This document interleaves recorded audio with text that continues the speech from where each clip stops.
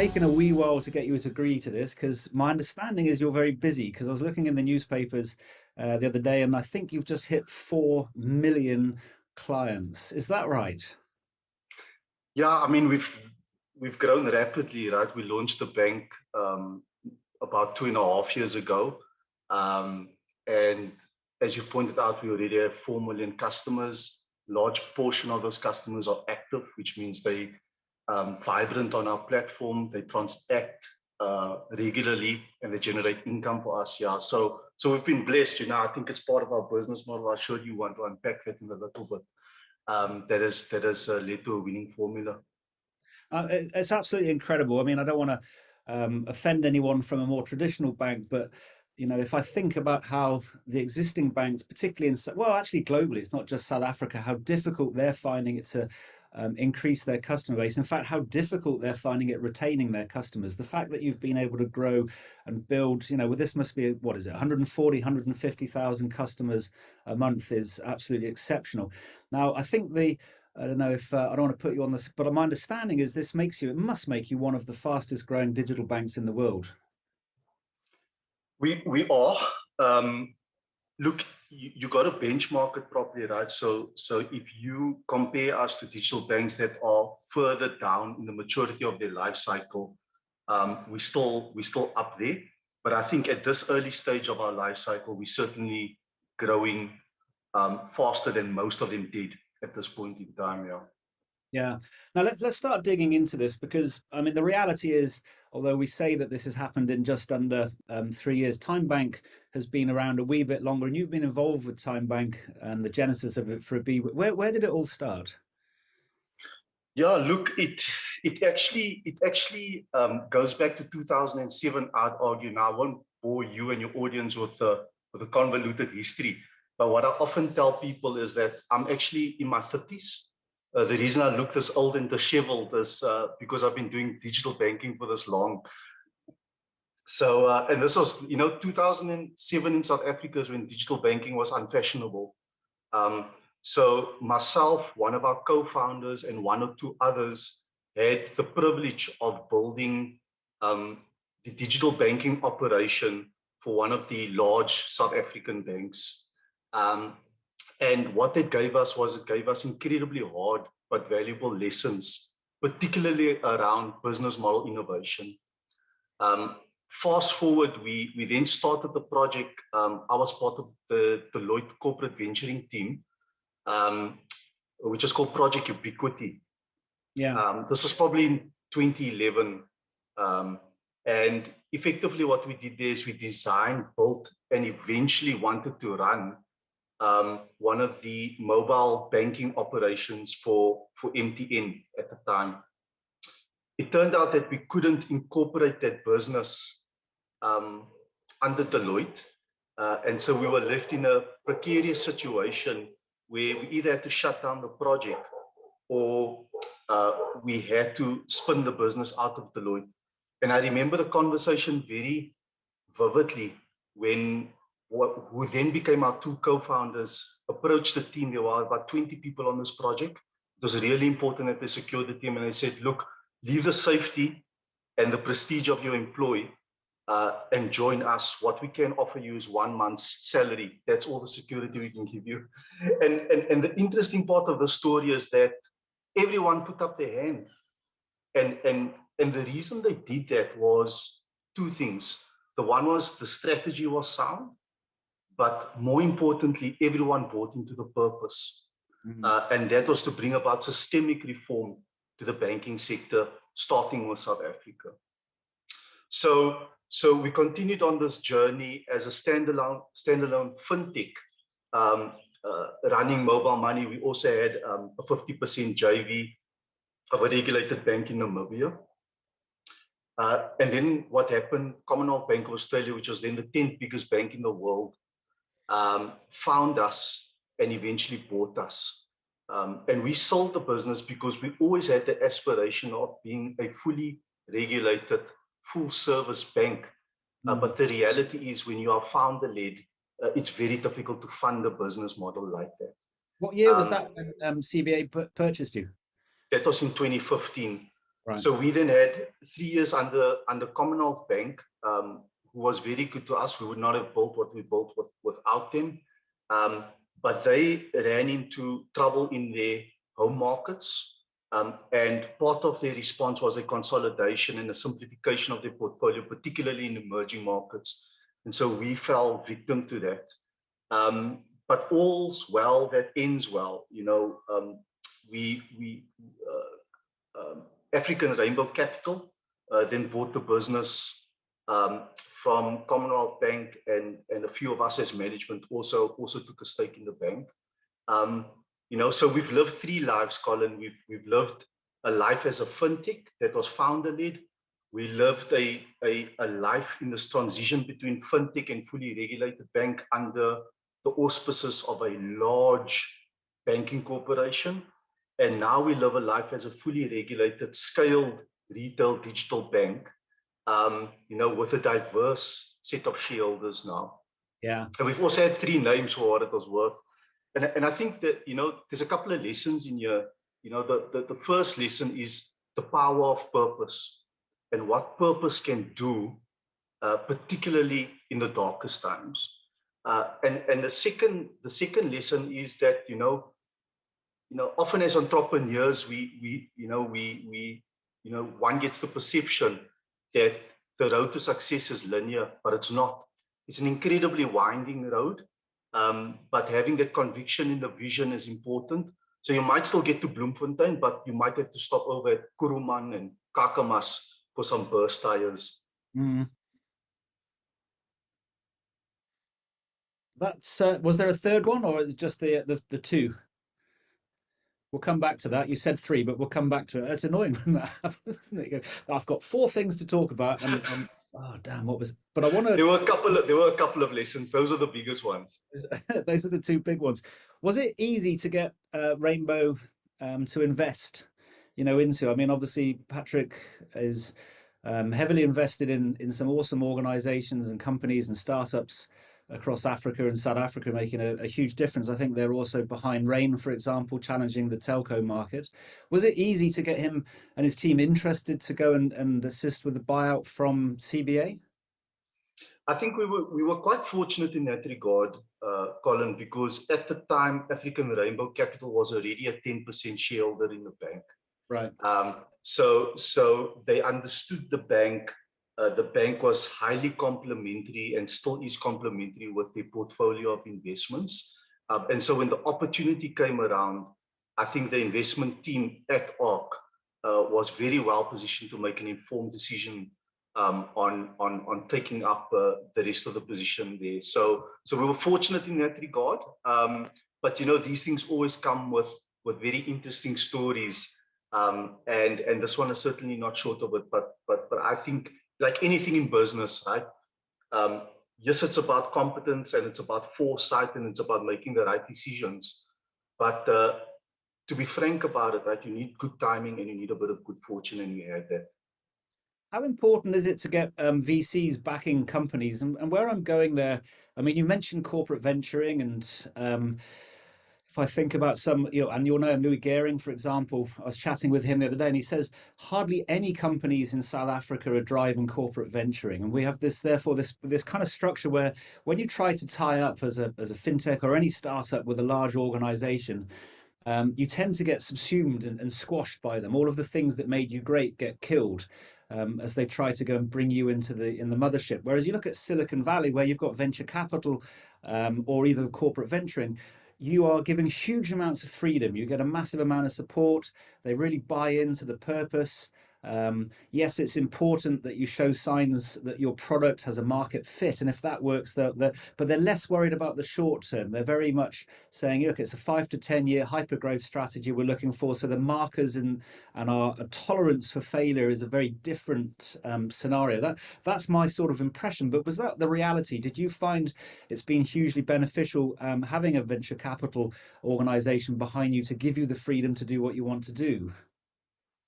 Yeah, so let me just take a step back and just reflect for a second on your observations when it comes to corporate venturing. You know, I had the great privilege early on in my career to work with Louis Gehring, who in my opinion is one of the one of the best corporate venturing practitioners in the country. And one of the privileges I had was to appreciate and experience firsthand the correlation between when a corporate venture works and when it doesn't work. And ultimately, it comes down to how you govern that new venture in the existing large corporate. And the challenge you have, right? Why these things fail so rapidly and at such high volumes is because, in my view, the corporate has a specific risk appetite, right? And they've got a going concern that, in some instances, makes money despite itself, right? Because they have got something very special in that, and that special ingredient is called momentum. And when you pursue a new venture, it has a totally different risk profile, and you need to manage it very differently. If you put it into the mainstream, it will get consumed. So you know, as we had the opportunity to create these various ventures through Deloitte for corporates, we managed to make this correlation. So that's the first point. The second point is that venture capital, private equity, and growth capital in this country is a much smaller segment than what it is in some of these mature markets. We were fortunate because African Rainbow Capital is actually an investment company, and had a track record, had a lot of investments at the time, about 40 or so investments, understood the sector.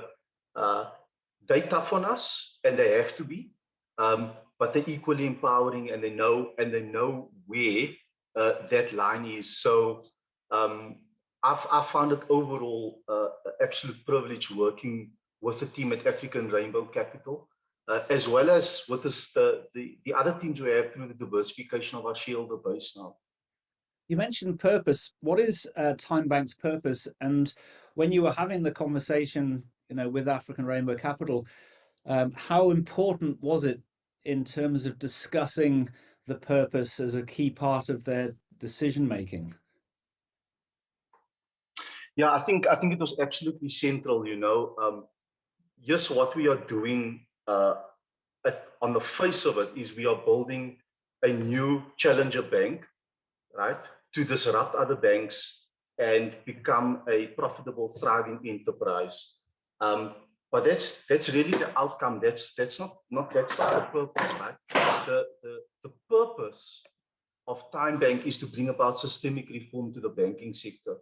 Now, I often tell stories of how there are so many South Africans, right, that have this unbelievable human potential, but just don't have the opportunity. People are not looking to be saved. They don't want to be saved. How dare we think that we are here to save people, right? We are here to provide tools and to provide opportunities for people to flourish. And in South Africa, you've got a particularly challenging situation. It's a dichotomy between those who have affordable and dignified access to financial services and those that don't. And I'm not talking around class lines. I'm not talking about social demographic lines. There are people across these lines that, for example, are unhappy with their service. So you will see in South Africa, the banking sector is notorious for having incredibly low net promoter scores, which in my view is the ultimate measure of satisfaction. So really the purpose was around bringing about this reform, right? But by innovating, because you cannot be a me too, you cannot do things slightly better than the competition to break through and to become a scaled player. You know, it's a different argument, I think, if you want to become a niche player, but we certainly didn't set out to do that. That's why if you look at our business model, the fact that we're incredibly partnership driven and partnership centric, it is to unlock that scale. So it was pivotal in those conversations, but I think there was already a meeting of the minds before that transition from Commonwealth Bank. Does that then translate into the metrics that they judge you by? I think back to the conversations from other guests we've had on this series, particularly in the kind of fintech space. So I think about Charles Savage with Easy Equities. Um, Last month we were chatting with Spot Money, Andre Hugo. We started off, I think, the first or the second episode. We were doing Envil Bank with their chairman, Craig Bond. So in every single case, when I've chatted with the CEOs on a fintech startup, it's always been about purpose. It's always been about the kind of the backing that they've had has allowed them to take risk, and it's never been anything about profit metrics. Whereas the big banks are sitting there with the shareholders' return on risk-weighted assets, and we're having to get a certain amount of margin and cross-subsidization, this, that, and the other. Everything's very historically financially driven from a shareholder perspective. Have you found that your shareholders are purposeful in the way that you describe? So, for example, number one on the list is Net Promoter Score.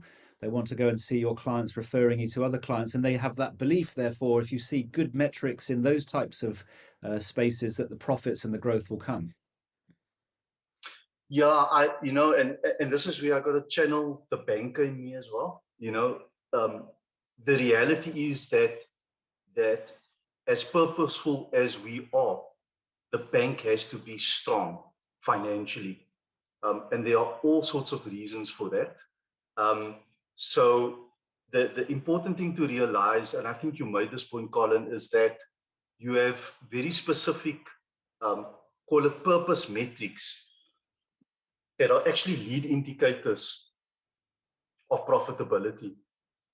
So we measure at both of those levels, and we are held accountable at both of those levels. What there is there's a very explicit and intrinsic understanding that what isn't acceptable, right, is trying to maximize for short-term gains, if there's even such a concept, right, at the expense of long-term sustainable impact and therefore profitability. So I never see impact divorced from commercial outcomes. I think the two things are inextricably linked. The one thing leads to the other, and they have to coexist. If you cannot be commercially strong, there's no way you're going to have a sustainable impact. If you can't make a sustainable impact to the lives of others, there's no ways you are going to be commercially sustainably viable as well. Right, so that gives me four differences to incumbents already in terms of the way that you're focusing. Lead indicators. So many times in the big organizations, it's more about maintaining the historical revenues, the purpose-driven focus, thinking for the long term and being willing to shirk short-term goals and profits to go and achieve long-term results. And then alignment with your investors, which is particularly difficult when you're trying to innovate in an actual incumbent. One of the other things that, if anyone that's been following you is really, really clear, that you do a lot better than most other organizations, and this goes well beyond financial services, you partner with non-competing organizations. And I think the one that springs to mind is the partnership with Pick and Pay. Could you talk about that, and then let's dig into how it started? It's a genius idea, and the sort of mutual benefits you're both getting out of it. Yeah, I mean, this is absolutely pivotal to our business model. So, and I'll start by saying that I'm not the world's best ideator, but I'm a very good learner. And so I like burgling ideas from other things I study and observe, right? And really that concept came from what we call agency banking, that were really dominant models in East Africa, Southeast Asia, and parts of South America, and really it's predicated on building a scale business in an emerging economy. Now, when you want to build a scale business in an emerging economy, you cannot go digital only, in my view, right? Unless you want to become a niche player, because the volume of cash transactions is still over 60%, right? And as South Africans, we still like to purchase in the physical world, right? E-commerce transactions, by way of illustration, is what, 2% of all transactions, growing at a CAGR of 15-20%, but it's never gonna be above 50% in the foreseeable future. So this hybrid model was absolutely critical. And it so happened that we had a pre-existing relationship with Pick n Pay. But even before then, when we conceived this partnership, we knew the power that Pick n Pay and Boxer could bring uh, in terms of this hybrid model. Physical distribution, right? High footfall. You can facilitate deposits and withdrawals in real time and at ultra low cost at these till points, which means you are able to usher.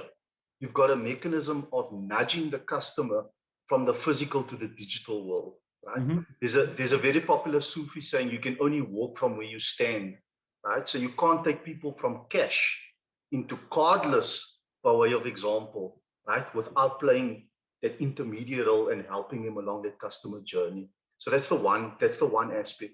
The other aspect, we obviously augment that infrastructure with what I think is world-class technology and process, which is this kiosk technology that allows for paperless onboarding in less than 5 minutes, as well as the dispensing of a debit card that's immediately live and personalized with a name on it. So distribution is obviously a very important element of that, but we also look for other attributes when we pursue partnerships, right? The one is data and the ability to access proprietary alternative forms of data that we can use for not only process optimization opportunities, but also for much more pinpointed lending. It's absolutely critical to us. And the relationship with Pick n Pay, you know, who has a smart shopper base, a loyal smart shopper base of what's now probably over 8 million customers, was absolutely key to that partnership. And then there are other things, Colin. For example, brand affinity. As a new player, you've got to find new and interesting ways of building a brand because you don't have, you know, the marketing budgets of R1 billion plus. And by latching yourself onto partners who are highly credible, who have brands that are revered by consumers like Pick n Pay has, is a clever way of overcoming that challenge. So brand affinity was absolutely crucial as well.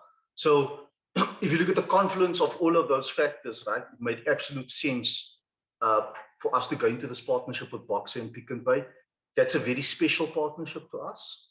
It's very pivotal to our business model, and it laid the foundations for other partnerships with the Foschini Group, the Zion Christian Church, and so on. So tell me, I understand how the partnership works for you, because cash management is incredibly expensive. So moving cash from A to B, I don't think people realize just how expensive distributing cash is. I think if all the banks were allowed to legally to go and close all their branches and stop having to handle cash, they'd probably sign that off immediately. It's incredibly expensive. It can be dangerous. Then you think about the footprint that, so you've managed, so this deal cheapens that issue for you as you partner with a supermarket chain. You get, as you said, the foot traffic that's walking through the stores so you can pick up on. You get that lovely brand affinity where there's all the customers and Pick n Pay. They're saying, we like this brand and therefore we're looking at Time and saying there's an association, they must be good. So we're going to go and give it a go. So it's really clear the benefits that you get. What are the benefits that your partner Pick n Pay get in this example? Yeah, so in this particular example, there's a few very important benefits. So the one is if you look at Pick n Pay smart shopper base, right? I mean, that Pick n Pay, and especially through its Boxer brand more recently, has been expanding rapidly. So there's real organic growth um, in their retail business model. But by virtue of our partnership with them, we've increased their smart shopper loyalty base, for example, by millions of customers. Right? So it's not only that we are benefiting from their footfall, we are also driving customers into their environment and onto their loyalty platform. So that's incredibly valuable. There's a net effect on cash handling. Cash handling costs retailers an absolute fortune, along with merchant service fees on card acquiring. And it really aggravates retailers because of the net effects of cash handling. we are actually reducing cash in those environments, which is a massive cost benefit to them as well. So that's the second piece. But I think most importantly, this is about recognizing that we're living in an era of the convergence of industries, right? So retailers have two options. If they want to get into financial services, they can partner, right? Or they can do it themselves under their own brand. And it so happened in this particular instance, there was a meeting of minds to say that the most economically viable route to achieve a financial services strategy was to partner with us to bring about this enriched retail proposition. It's very similar, at least in concept, to what we're doing with, for example, the Fushini Group now. Yeah. So I'm assuming the Fucini group will be a similar model. But you said the Zion Christian Church. That's fascinating. That's not something I pick up on too often with companies where you're going something as unique, I suppose, as a church group. Could you tell us about that? Yeah. So just for some background, the ZCC is, to the best of my knowledge, the largest church group in certainly in South Africa, if not Sub-Saharan Africa. They have 12 million members, 10 million of which are in South Africa, about 6 million of which qualify for a bank account and other banking products. So there's a massive captive base that is immensely loyal to the church. So that's the first benefit, just being able to grow into that base makes huge sense for us. The second thing here is that from their perspective, the Zion Christian Church has been looking for ways to digitize some of their processes. Right? So what we've deployed in that environment is a mobile kiosk, right? So it's the by the way, we've had 9 prototypes of our kiosk and 3 industrial versions, right? I wanted to ask about that. We'll come on to that straight, or you can continue straight in. I want to know how you built this kiosk. In a space of 2.5 years, right? Less even. Now, this version of the kiosk is a mobile kiosk that fits into a ruggerized suitcase, can withstand vibrations, has better signal, right? Is able to withstand dust and heat, and is ideal suited to the ZCC environment. So, but we dispense co-branded cards that they actually branded ZCM, powered by Time. But that card doubles as a membership card, right? So the ZCC over time, as an analog business, is able to digitize parts of its process, the important parts, by partnering with us. So that is really important. I'll also mention that the economics of that, which I don't want to get into detail, but the economics of that relationship means that we don't carry any of the distribution costs. So from a commercial perspective, any revenues that we generate from there, really goes to the bottom line and is all upside. Unfortunately, because of COVID, and I've got immense respect for how the church has supported the country's efforts to combat coronavirus, has not been able to gather. So the volumes have been low, but there will come a day when that situation will change and the church will be able to gather more frequently in larger groups, and we'll see that benefit coming through.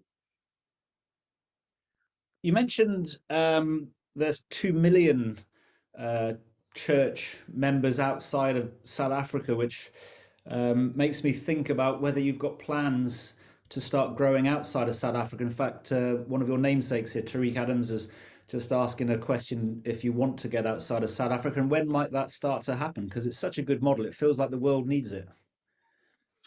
Yeah, that's already started. So our sister company, Time Global, which is the vehicle that will take the Time brand to other selected markets, has already secured a banking license in the Philippines.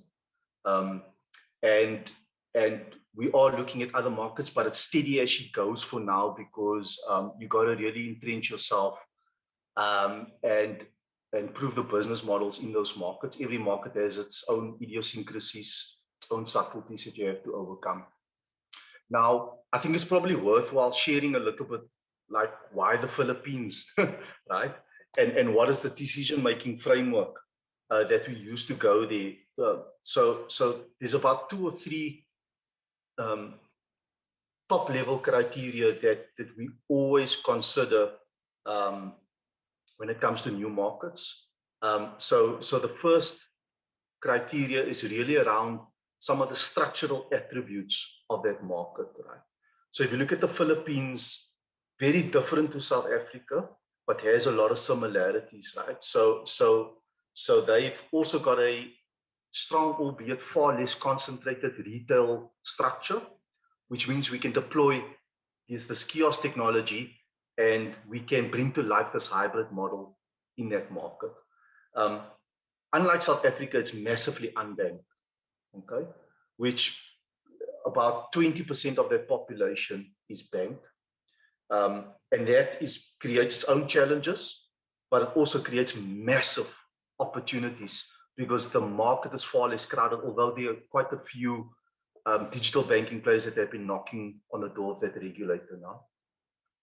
But the other thing is that what's interesting to note is that the P2P payments, particularly off wallet platforms, is really prominent in that market.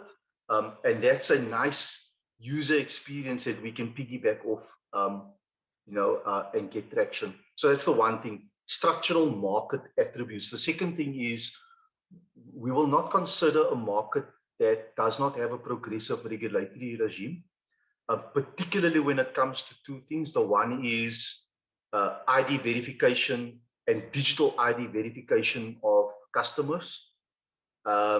If anyone requires a wet signature or a piece of paper in that value chain, that's an immediate stumbling block for us.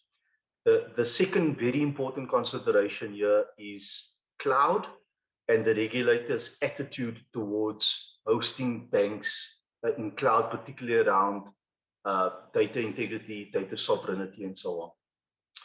And then the last criteria is having a very strong in-country partner, right? Our sister company, Time Global, cannot know all markets, but understands digital banking well and needs to play to that strength.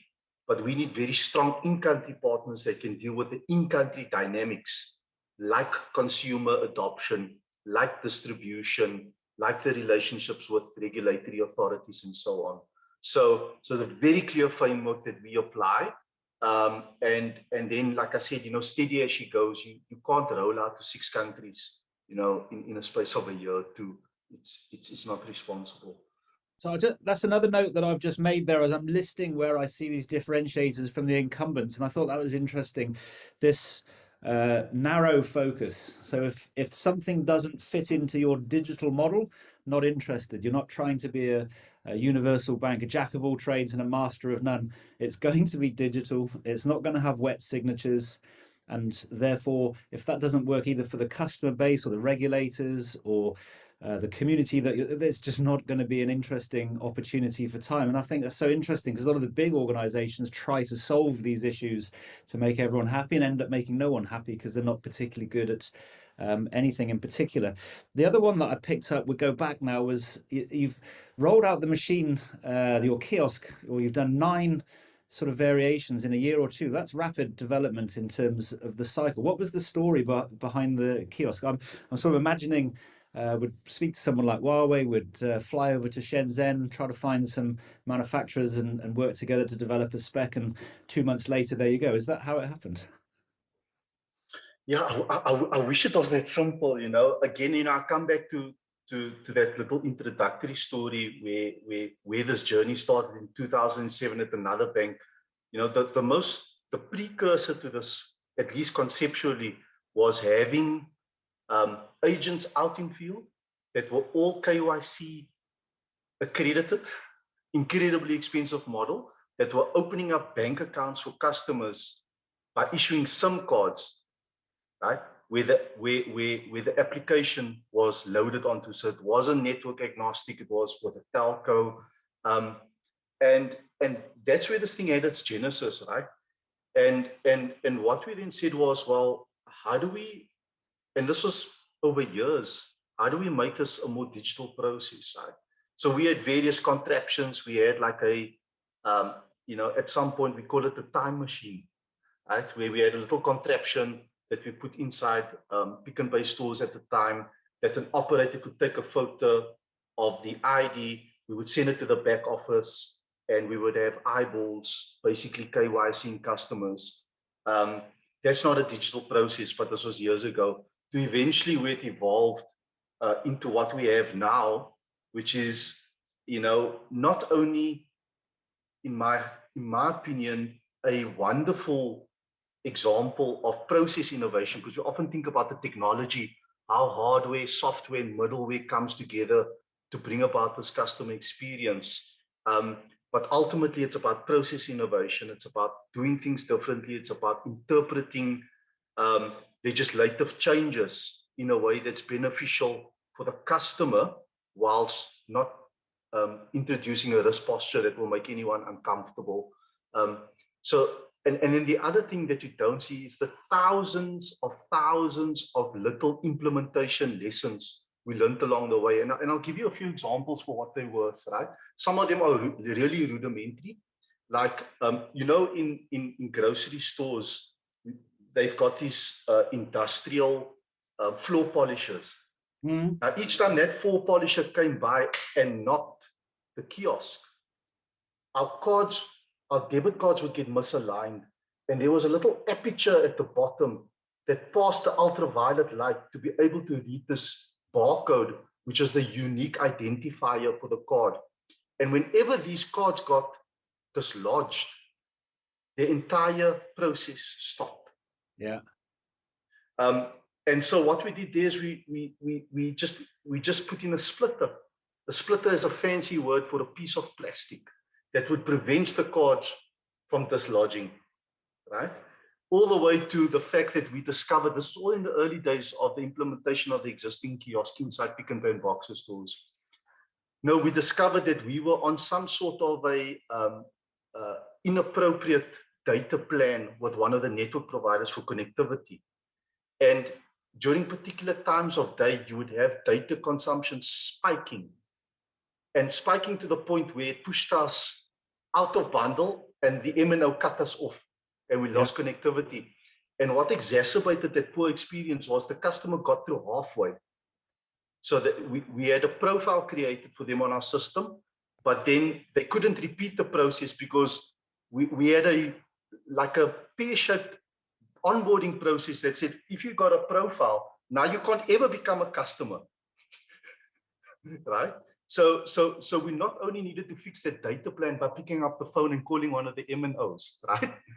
But we also had to undertake major open heart surgery on that onboarding process to get it, And I mean, this is the reality of entrepreneurship, right? Is what I said. Like, you think you're the master of your own destiny, right? Right? But you need to have the humility to say that there are other forces at play, right? That will govern that outcome. You just need to make sure that you're applying yourself properly. I love the sound of this because I know this other people are going, oh my God, this is a nightmare. I love the sound of it because if you're going to do something innovative, there's going to be mistakes. You can't predict, the way that humans are going to interact. There's 1,001 things that always break. And I'm always surprised that, large organizations take an incredibly long time to try to roll out something which they think is perfect. It's never perfect. It's always terrible because they took so long and the market has moved. And time and again, you see the more nimble ones who are willing to take risk, right? To roll it out. It didn't quite work the way we wanted, but the customer feedback was instant. We now fix, we iterate, or even block it and stop it and start again if it was completely awful. And yet the customers still have an affinity with the brand. As long as you're open and transparent with them, they come back. Is that your experience?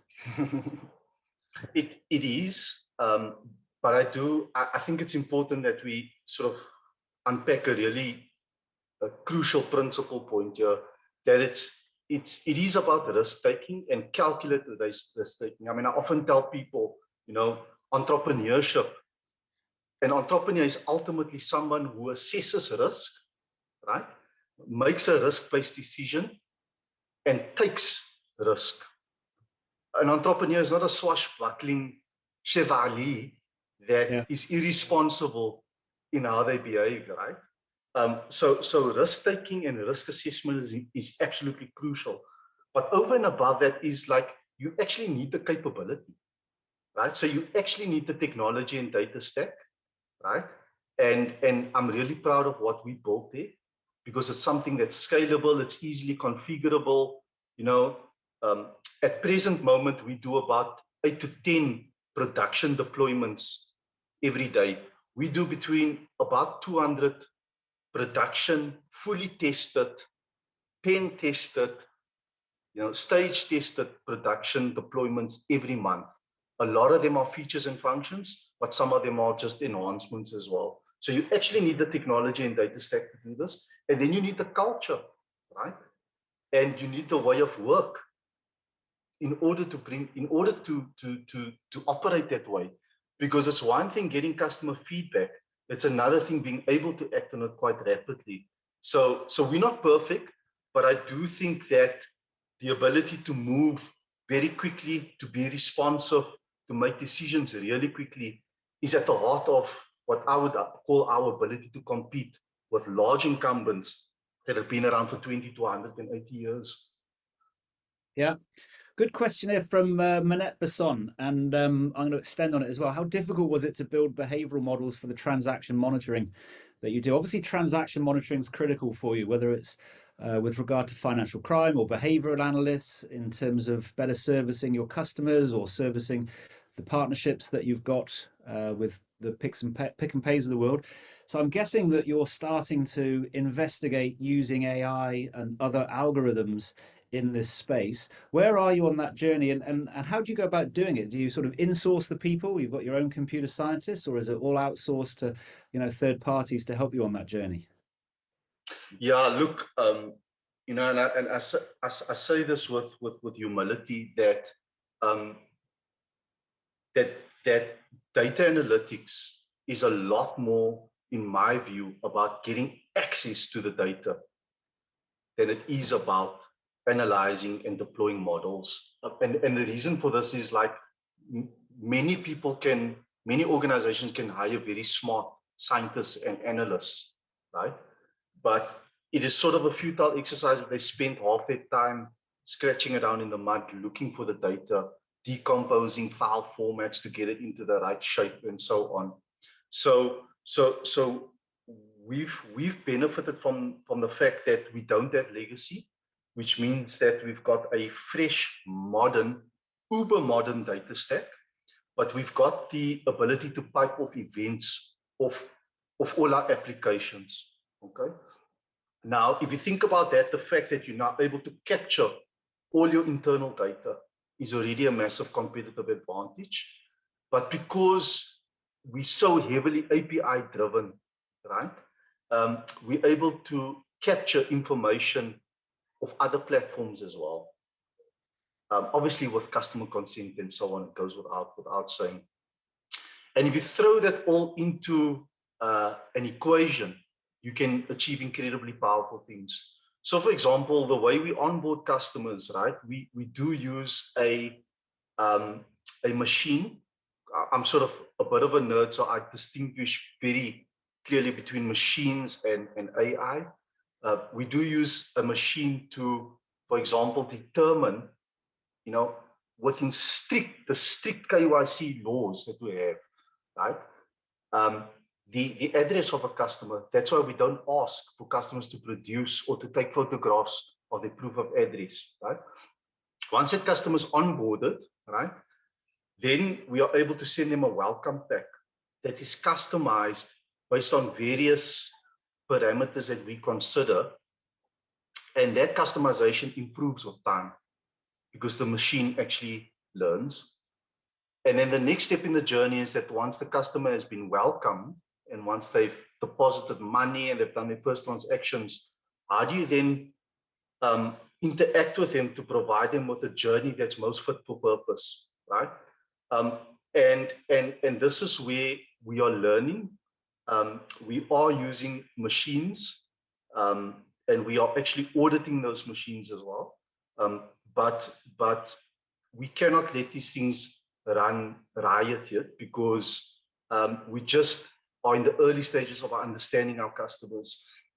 But one of the benefits here, for example, is that we're able to journey and nudge a customer, some customers, I would say, from the cash world into the digital world. So what you see is you see this migration of customers that are very dominant cash users, right? And over time, they become better and more vibrant users of our electronic platforms. So that's on the behavioral side. We also use behavioral techniques to on the risk side of things. Whether it is cybersecurity, whether it is anti-fin crime, or whether it is anti-fraud.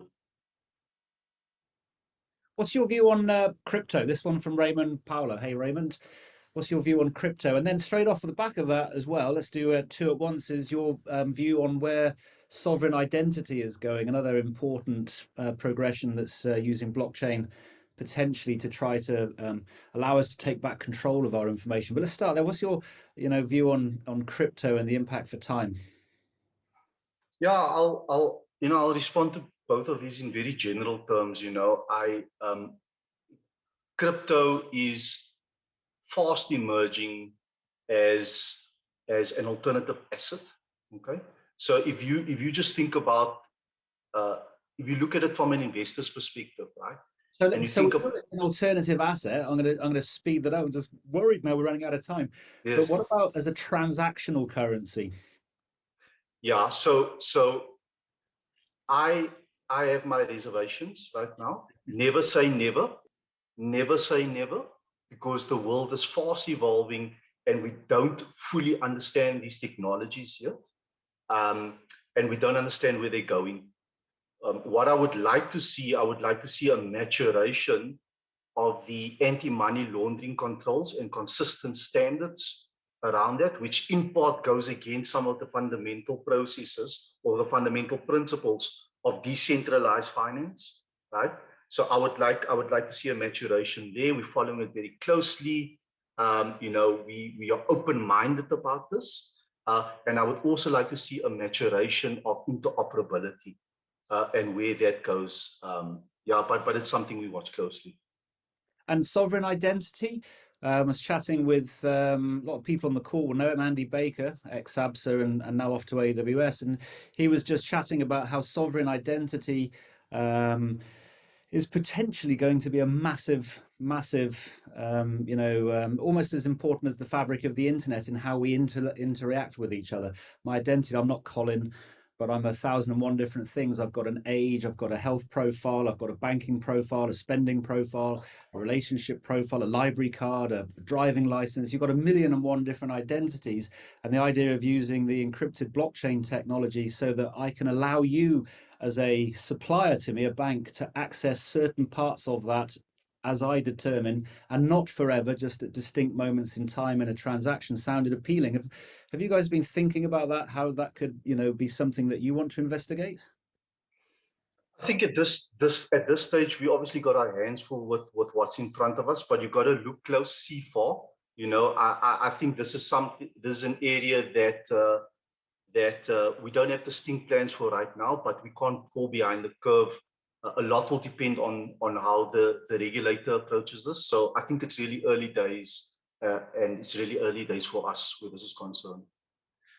Another one which I think you'll like is how do you go through the decision-making process on a new idea, a new product or service? So let's use a fictional idea. Let's take it, steal an idea from Klarna, where you come up with this idea about releasing a product where people can go online to a shop, buy an item, and immediately, with no background credit check, they'll be redirected to a site where they can pay over 2 or 3 months and the actual the supplier, the shop, will take on the 5, 6, 7%, whatever it might be, for the charging structure, so that you're covering the default risk, and the provider of that service, the bank, can actually make a profit. So Mm, I'm mm, interested in this one because I've got a suspicion you're doing something similar. But how do you go through the process of an idea like yeah, that? Say, yes, let's investigate and release it, and how quickly do you actually manage to get it into execution? yeah. So it's more than a suspicion. We've actually launched our buy now, pay later product called More Time. You know, it's available with at over 1,000 stores and so forth, and it will continue to grow. You know, how we made that decision, I mean, obviously we looked at trends overseas, right? Yeah. Um, but also we looked at where the business is. So what we do is we've got a commercial framework that assesses risk-adjusted revenues, not lifetime value, risk-adjusted revenues. Um, but the issue here is how you risk adjust, right? And the subjectivity in that process. And so it's a lot about overlaying that framework with good instincts and understanding of the business, understanding of the market. So it's not entirely scientific process. What we did in that particular instance is that we looked where the bank is, right? We a bank that is still driving towards commercial upside. Um, we looked at the market. We saw a heavily over-indebted market, worsened by coronavirus. And we said it would make absolute sense for us to get into a retail asset that is short in tenure, small in size. We can turn it off our balance sheets very quickly. We'll get to understand expected credit losses in the space of 60 days. It's not capital intense. You don't have to, yes, you're risk weighted, but because you're turning it off, you don't have to hold a lot of capital and so on and so forth. So that's how we approach that. But I think culture is really important here, right? So we've got very strong values in the organization.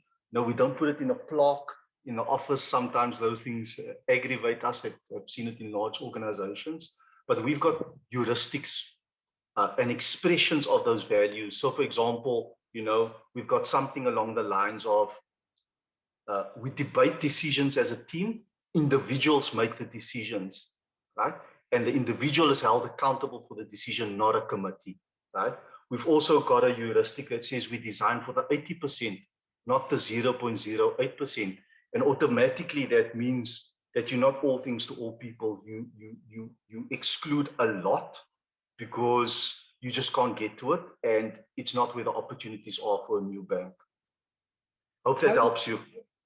yeah, well, let's just so one more thing on that. How long did that take to go from the idea of the payment mechanism to the release? And yes, you've got to take some risk. Do you actually run it with, a sort of like a beta, a very small number of people to Yeah. just, so this is the kind of sprint quick release Google, let's just try it, let's see what happens, very small set, couple of thousand, terrible, throw it away, iterate. Actually, it's working. We've done two now. We've learned from what's going on, and now we can go. Or do you go the other way, which a lot do, which you sort of spend a lot of time and then try to release it to everyone with a reasonably thought through product? No, we try to not try. We in fact we got it out. I can't remember the time frame, but it was in a space of months, Okay. and not Very, very much idea. Can we get this out and test it on clients? And if we can get do the that, then feed it's a no-brainer. Let's do it. get the feedback right, because your risk is incredibly limited with a small sample size, right? So we use white labeling a lot. We use white lists a lot. And we continuously getting that feedback. Some of the things have much longer deployment cycles, like payment rails, right? But this is not one of them. Right. And we continuously making improvements. Last question for me, and then I'm sure KT would like to ask you something as well. Customer service, couple of questions coming in from different angles, on that. How do you go about trying to make sure that you can provide good quality customer service when you have no branches and you don't therefore have the normal mechanism for people to go and actually make contact with Time when they have issues? Because there's always going to be issues. It doesn't matter what you're doing with that number of people. Not Yeah. everything will work perfectly all the time. Yeah, no, that's a very good question. So this is something we continuously focus on and improve upon all the time. Now, I would say the first principle is we try and minimize our issues, right? So we've got this technology principle in the business, which is shift left. So when things do break, fix at source. Don't cobble together manual processes and lots of human beings, because that leads to error, different points of failure, and so on. Sometimes we have to do that temporarily, but we always go back to the source and fix it. We always look to continuously automate. But when the digital process does break down, right, they have to reach out to a human being.